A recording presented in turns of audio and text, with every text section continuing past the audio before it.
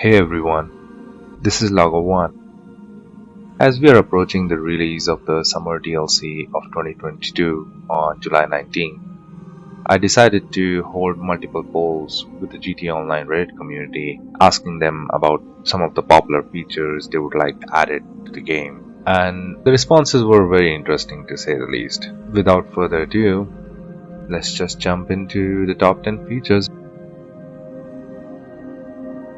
At number 10, we have modify original heists for 2 players. Now, the heist update in 2015 introduced a brand new 4-player cooperative experience for the GTA Online, giving players the chance to team up, pull off a string of intense multi-part heists, raids, and robberies. However, as time went on, the payout split among players wasn't enough as things started to get more and more expensive, and at the same time, payouts for newer heists like Doomsday, Casino, and Cayo Perico got even bigger. As a quick comparison, the highest paid heist from 2015, the Pacific Standard heist, pays 1.25 million in hard mode, which is split between 4 players, whereas the Cayo Perico heist pays over 1.5 million on average for a solo player. Moreover, it's easier and quicker to complete the Cayo Perico heist as compared to the Pacific Standard job. Thankfully, Rockstar Games has announced that payouts will be increased for select heists in the upcoming update. Since the heists have been designed the way they are, it is technically possible to modify the mission so that a minimum of 2 players will be required to complete the setups and the finales, just like the Doomsday heist. Another highly requested feature by the community is the ability to buy mansions and aircraft carriers. There are multiple mansions in Los Santos, like the Richmond Mansion, the Madrazo Mansion, even Michael DeSanta's house from the story mode that can be made available for purchase. Similarly, the US Lexington, that is an aircraft carrier that appears in the EMP setup for the Human Labs raid heist, or the free mode business battles. And a lot of players, including me, would like to buy it in order to store and showcase our aircrafts. There are a lot of players who are willing to pay a good amount of money to own one of these, similar to how they have paid for owning a super yacht. At number 8, we have better vehicle and garage management. Over the past 8.5 years since the release of GTA Online, the number of vehicles and properties that can be owned by a player has increased to the point that managing and remembering the locations of over 250 vehicles in more than 20 different garages can get cumbersome for any player. I mean, there are a lot more vehicles, it's just that we can only store a little over 250 vehicles. And that doesn't even include over 100 Pegasus vehicles that can be owned by the players, and they don't even require any storage. Hence, there is a need for a better system to manage our vehicles in the garages. Rockstar Games can implement a menu to rearrange vehicles in our garages without having the need to drive them manually. Rockstar can also modify the vehicle menu that categorizes the vehicles by their class, very similar to the Pegasus menu whenever we want to call the mechanic. This is definitely needed because we do not have any control over which garage is placed at the top whenever we call a mechanic.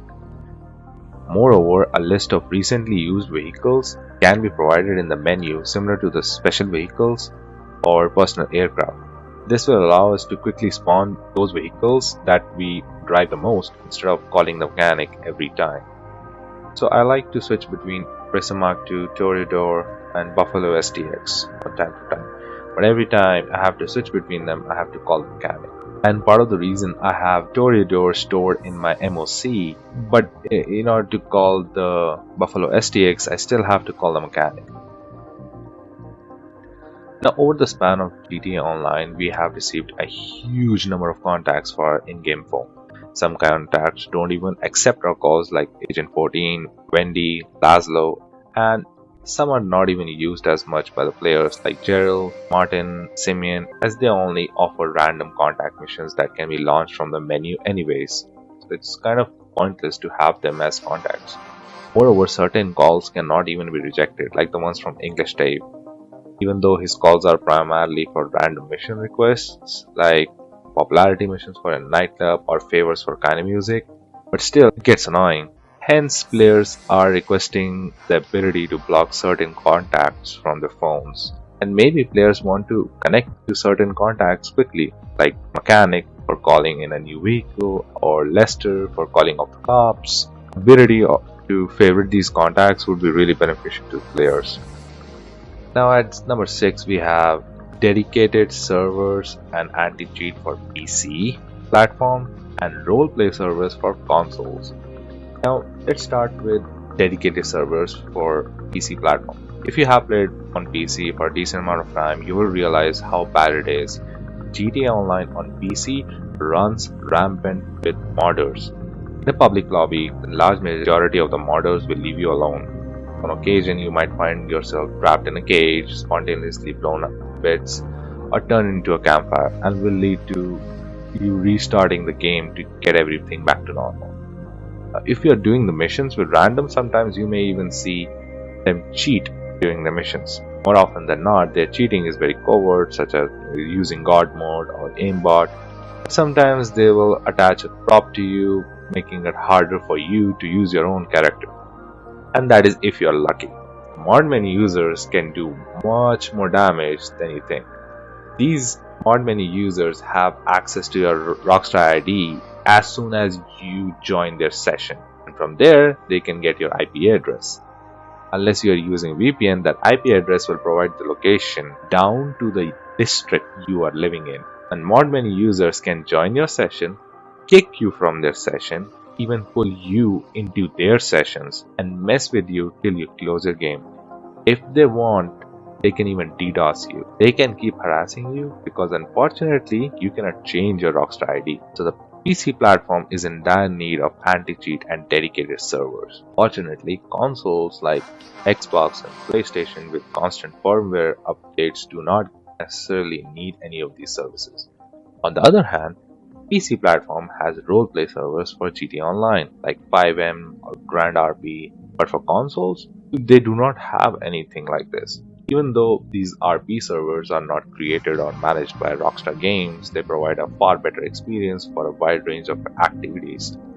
Even though they are named as such, roleplay is not the main focus of these servers. Maybe you want to participate in certain game modes like Cops and Crooks, or maybe simply you want to ride a variety of vehicles without having to buy them by grinding millions upon millions by spamming a certain heist over and over. Yeah, you get the idea, right? So, for example, if you want to buy all the vehicles, all the expensive vehicles, right, you have to spell out hundreds and hundreds of millions of dollars, which is something that someone like me, for the love of the game, can do it, but not everyone wants to play certain missions. They may not like it, and at the end of the day, players then resort to car duping, glitches. And the thing is, I can't really blame them for doing these glitches because the economy is so bad that if I want to do races, the amount of money I can make is garbage as compared to doing heists. So it's kind of annoying. And all these things are part of these servers that provide features and possibilities that simply are not available in vanilla GTA Online experience, right? So basically what we play on consoles is vanilla GTA Online. Not to say that this experience is bad. GTA Online is what it is today because of how much it appeals to gamers worldwide. Now at number 5, we have Imani Tech and HSW upgrades for more vehicles. With the contract DLC update, we received Imani Tech upgrades for 6 new vehicles, each belonging to a different class. Players could install a lock-on jammer or remote control unit, and the lock-on jammer was an instant hit among the players. And these vehicles are also armored, taking up to 12 homing missiles or 5 sticky bombs to destroy. This alone changed the PvP meta of the game to a certain extent, and it became a good deterrent to the infamous Oppressor Mark II. For example, Oppressor Mark II will not be able to lock on to these vehicles that have lock-on jammer on them, and you can simply throw a sticky bomb at the Oppressor Mark II user. That's how simple it is. Now, even though in the upcoming update, Oppressor Mark II will be getting a nerf, these vehicles will still be useful in free mode sessions. However, the remote control unit feature could be modified a bit to prevent any abuse from players because of how armored it is as compared to other RC vehicles. Now let's move on to HSW upgrades.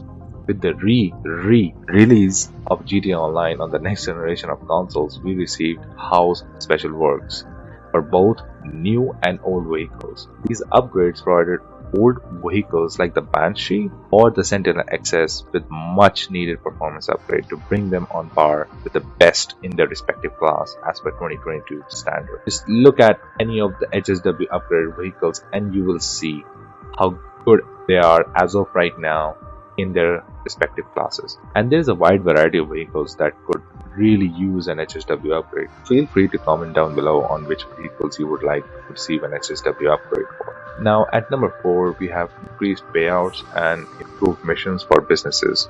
Now with the recent update in March and April, players received an increase in payouts for biker businesses and nightclub business. However, the mission design for biker cell missions remained the same. Let's start with the payouts first. If you're familiar with the special cargo or import-export business, you will know that the payouts aren't even close to Kuiper Heist.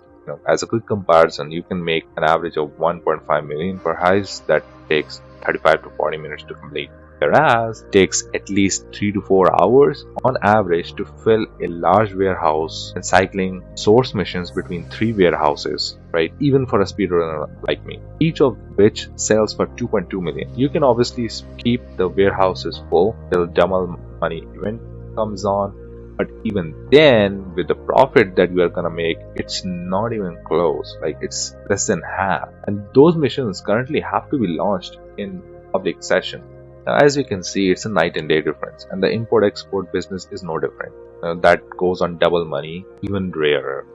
Now let's move on to the mission design. If you have played any of the businesses, you will realize that only the nightclub business and the import-export business are solo-friendly. Gun running, special cargo, and biker businesses are not solo-friendly at all, and some missions are downright unenjoyable, like driving a post-op van for 5 miles in a public session that barely has any decent armor, or trying to pick up special cargo crates that are 3 miles away from your warehouse and you have to make 3 trips in order to get that. Nightclub missions improved on it by allowing us to upgrade our cell vehicles with armor and weapons, and players could sell the nightclub stock as a CEO, which allows them to use ghost organization for a couple of minutes to hide them from other players. You can't do that as a motorcycle club president. And one of the best things about nightclub is that regardless of the amount of product that you are selling, you will always be given one vehicle for any of the cell missions. And the cell missions are pretty quick, like 3 to 10 minutes at best. And players are requesting improved payouts and improved mission designs for these businesses because the current set of missions tend to get boring over time and aren't fun to play anymore. At number 3, we have solo-friendly missions. A huge amount of the content in GTA Online can be played completely solo. However, some of these missions are simply not enjoyable or impossible to complete as a solo player, something I just mentioned right now. Take the post-op van cell mission, for example. When a player launches the mission, the game will spawn 3 vans and their product needs to be delivered in half an hour, which is essentially impossible because of how slow it drives. And if the player is unable to deliver the said product in time, the undelivered product is destroyed. However, if you notice that the size of the boxes we need to deliver in that mission, it's obvious that all 15 boxes can be carried by a single van. So I don't get why there are 3 vans that spawn when a solo player is starting this mission. We can understand that the game wants to encourage co-op gameplay, but it need not force players to do so. A very good example is the Kuiper Heist. In Kuiper Heist, the best value target, that is core, is only available inside the compound. Noting the glitches, that target simply cannot be acquired by solo players, as it requires another player to open the doors. However, the less valued target, coke or B or cash, that are available outside the compound can be acquired completely solo. So in a way, Rockstar is encouraging co-op gameplay by providing a much more valued target, and which is even easier to acquire. If Rockstar wants, they can modify the missions to support solo gameplay. For example, if a solo player starts a mission, then they can give them just one vehicle. And don't try to get me on the logic. Like, This is GTA Online. Logic does not apply here, right? So just put all the cargo in one vehicle, and then try to make the missions more engaging, so it doesn't feel like we are playing a waypoint simulator all the time. Like a very good example is the Meriwether bunker cell mission, where you have to fight off waves at each drop point. It gets easier if you have a team with you. Now at number 2, we have inventory wheel and improved interaction menu. A lot of the players have complained about it over the years, and the main issue with the current interaction menu in the game is that it's too bloated. It's too cumbersome to use. Red Dead Online, which is another online title developed by Rockstar Games, has a feature that makes it easy for players to access their inventory. It's called the inventory wheel. As the game suggests, the inventory wheel consists of items in your inventory. Similar to the weapon wheel in GTA Online, the inventory wheel provides a selection of items that can be accessed quickly instead of going through the drop-down menu like the interaction menu. Now you can see here that the body armor, snacks, and outfit, they're quickly accessible by simply opening the inventory wheel. And the possibilities are endless, right? We can also have a set of recently used vehicles or aircrafts that can be instantly called upon instead of calling the mechanic every time. You can also have remote control vehicles or service vehicles, anything that can make the menu feel less cumbersome. Now, Rockstar can also modify the interaction menu to show the list of options. So whenever we call them mechanic or Pegasus, right, we get a list of items and we can actually see the things that we are going to select. Whereas whenever we try to select anything in the menu, we have to scroll left or right. And so we don't know what's on the left or right unless we have memorized them. So this is something that needs to be improved upon. Now, before we jump on to the number 1 top requested feature, let's go for some honorable mentions. Self radio for consoles. Now, self radio is an exclusive feature to GTA Online for PC, which allows you to create your own customized radio station with music files that are not part of the game itself. These music files can be imported from your computer, and players can listen to this music on a radio station, again, that's called the self radio, while driving in their vehicles. And console players would love to have this feature on the game. Another one is personal aircrafts and vehicles available at the same time. Now, due to the current mechanics of GTA Online, players can either only have an active personal aircraft or an active personal vehicle at a time, but not both. What's the issue with that? Right? Primary reason for this request by the players is because the requested aircraft will not spawn right in front of you, but rather at a certain distance, ranging up to a couple of miles, which is annoying, right? So in order to reach the aircraft, you either have to steal an NPC vehicle and drive there, or request a Sparrow or a CEO vehicle to get to it. So there are 2 solutions to this. Either spawn the aircraft right in front of us, or let us have personal vehicle and personal aircraft out at the same time, so that we can use our personal vehicle to go to our personal aircraft. And another one that kind of is recent is the maximum number of CEO or MC presidents in the session. Now, even though there is a perfectly valid reason behind having only up to 10 CEOs or VIPs or MC presidents in a session, this is a huge problem that came with the re-release of GTA Online on the next generation of consoles. And the primary reason is because of the career builder. The career builder basically allowed players to become CEO or MC presidents much quicker than they would have. And almost every other session players join, they are unable to register as CEO or MC president because of this restriction. Even if it is just to buy supplies for the bunker or access the nightclub computer or their arcade, players are just not able to do that. And Rockstar Games has to eventually find a way to address this, because with the upcoming update, players on PC will also have the same issue, because they will have access to career builder, and that will lead to issues. Fixing bugs and glitches. Over the lifespan of GTA Online, it has received about 40 DLC updates, and with each update comes a plethora of bugs and glitches. To give credit where it's due, Rockstar Games has attempted to fix significant amount of those in the next available update, right? However, over the years, certain game-breaking glitches and bugs have never been fixed to date, including the infamous Titan glitch for the special cargo warehouse sale. Not to go too much into details, but basically this particular bug prevents the player from completing the mission itself. If the mission is not completed, all the cargo being delivered by the player is destroyed. Even if it's not their fault, right? They will lose hours and hours of grinding. And the only way to avoid that is by closing the game itself. Now you can basically see that there is a flaw here, right? You have to close the game in order to save your hard work. Now, even then, the players will lose up to 3 crates, but it's better than losing everything. And this is just one of the innumerable bugs and glitches present in the game that spoil the player experience. Therefore, players want as many bugs and glitches fixed as soon as possible.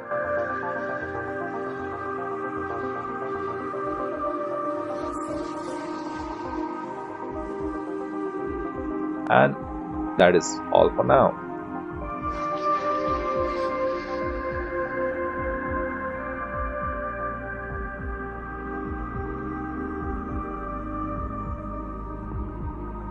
And thanks for watching.